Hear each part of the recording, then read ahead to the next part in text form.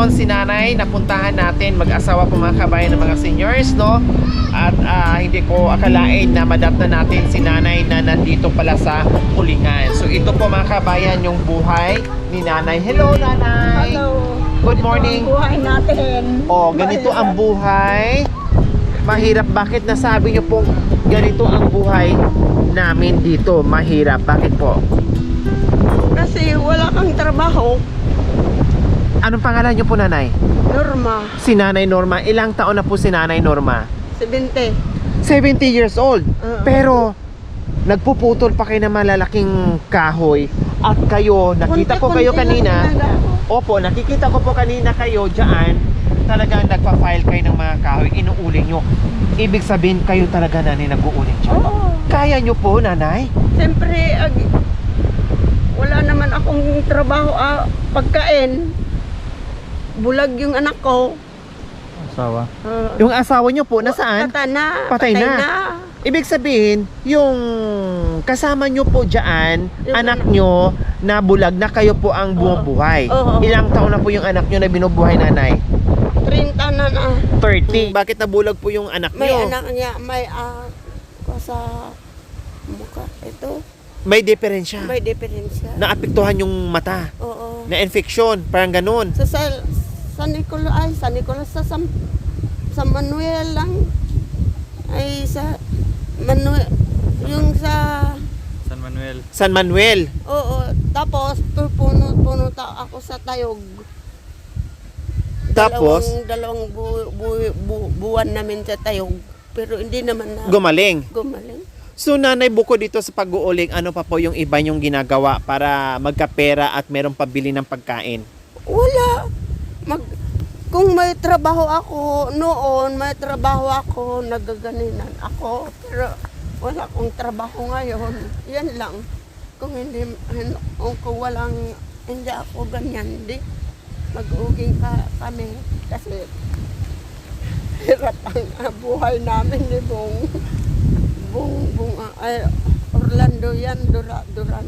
Opo, so nanay, ilan po ba ang anak nyo nanay Norma? Talo. So sila ay hindi nakakatulong sa inyo na magbigay ng bigas. May trabaho na, walang trabaho naman sila. Mahirap nila. Mahirap din po ang buhay nila. Oo.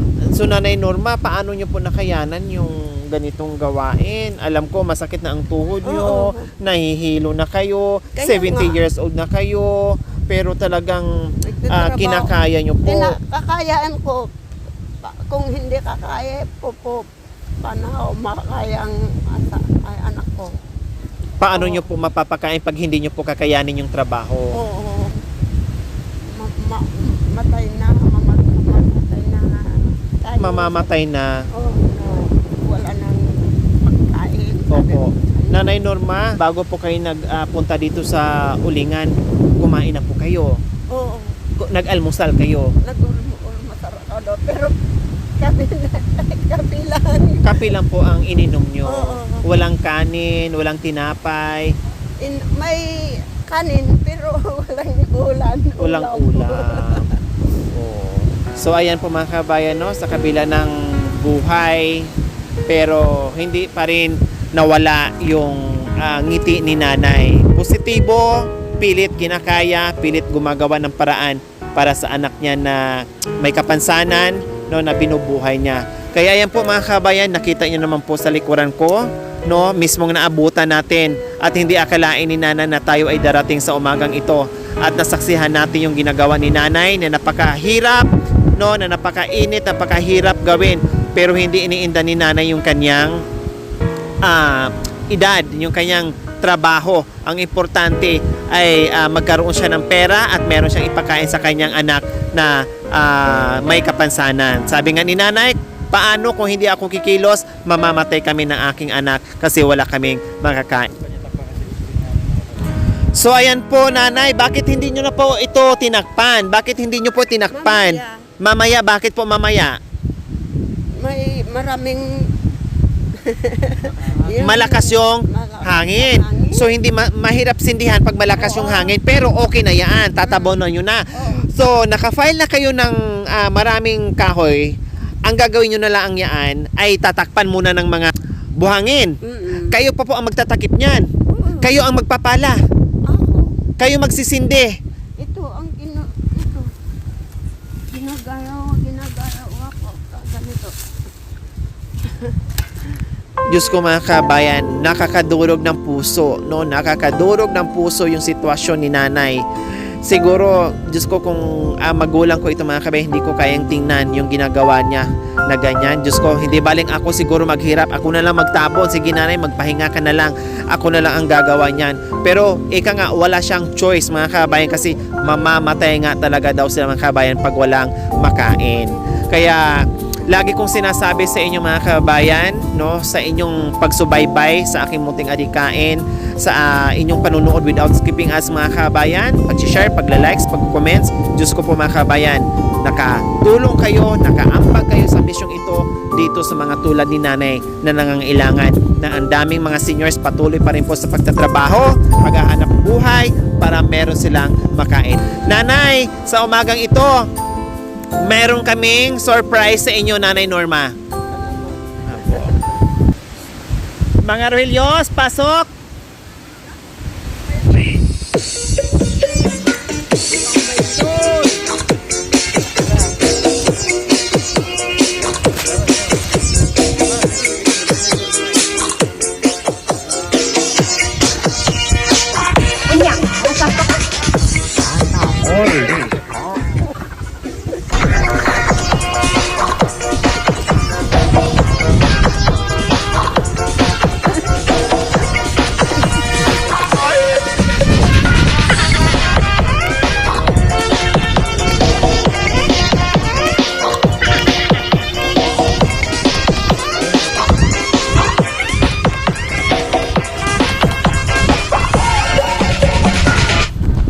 Nanay Norma!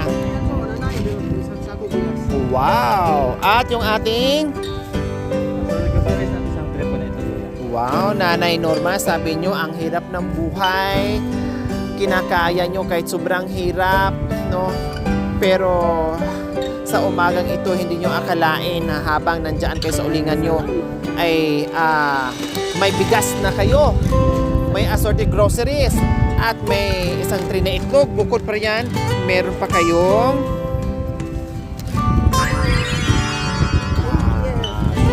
diba? Bumili kayo ng masarap na ulam, Nanay Norma, mamaya.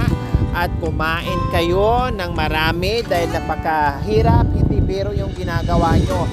Gawain pang lalaki yan, no? Bukod doon, Nanay, ay talagang dapat sa edad nyo ay hindi nyo na yan dapat ginagawa, pero nandiyan pa rin po kayo dahil gusto nyong kumita at gusto nyong may pambili kayo ng pagkain, at lalong-lalo na ang kasama nyo sa bahay ay yung anak nyo na PWD. Oh. Saan nyo po itago? Baka mamaya mawala po dyan. Wala po kayong wallet? Ganyan kasi ang mga lulang may secret pocket dito sa singit. Ilalagay. Natawa si Lola. So ayan po mga kabayan, maraming salamat po sa mga nagre-refer, no, na na-reach out natin sila, mga kagaya nila, no, na si Ma'am Lolita, no, at napuntahan na nakita natin siya. O, nasaan na? Tinago niyo po sa panty niyo. Mamaya mangangamoy na po yan. Po? May alin? Nandoon na. So, nakatago na. So, syempre mga kabayan, nandito na naman yung bahay ni nanay sa tapat, no? Kung saan siya gumagawa. Titinan natin yung sitwasyon nila doon. Ihahatid natin mga kabayan.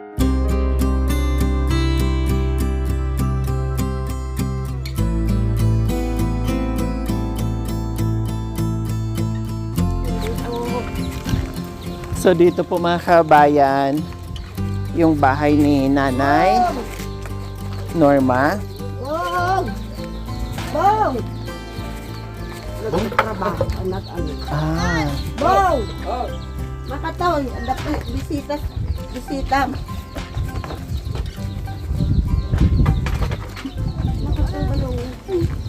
Hello, magandang umaga po sa inyo, kuya. Anong pangalan ni Kuya? Orlando.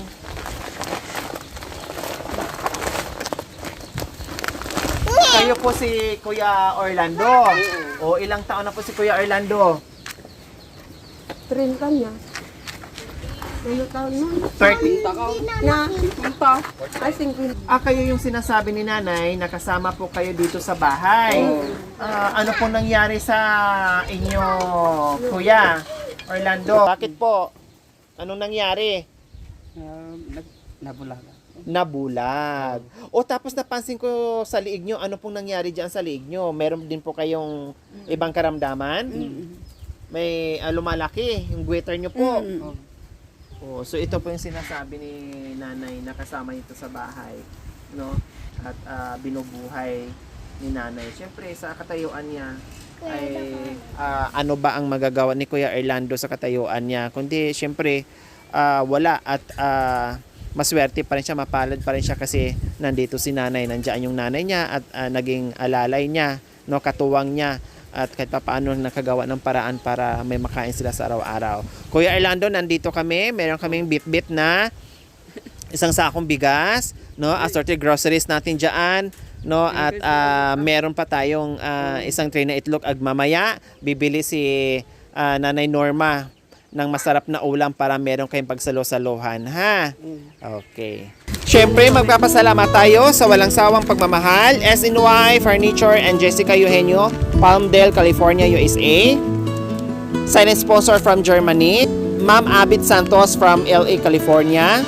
Silent sponsor from Woodland, California, na taga San Nicolas, Pangasinan. Maraming salamat po sa ginito ang puso. Nawa ipagpalain po tayo ng Panginoong Diyos araw at nawa ibigyan po tayo ng maraming biyaya upang sa ganoon marami po tayong matulungan na gaya nila. Sa mga kabayan, huwag niyo pong kalimutan pakishare at subscribe sa aking YouTube channel, Lori Aquino Talita. Maraming salamat po. God bless us all.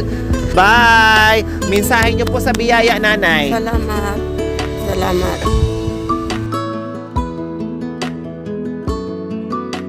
Salamat. Ayan. Salamat.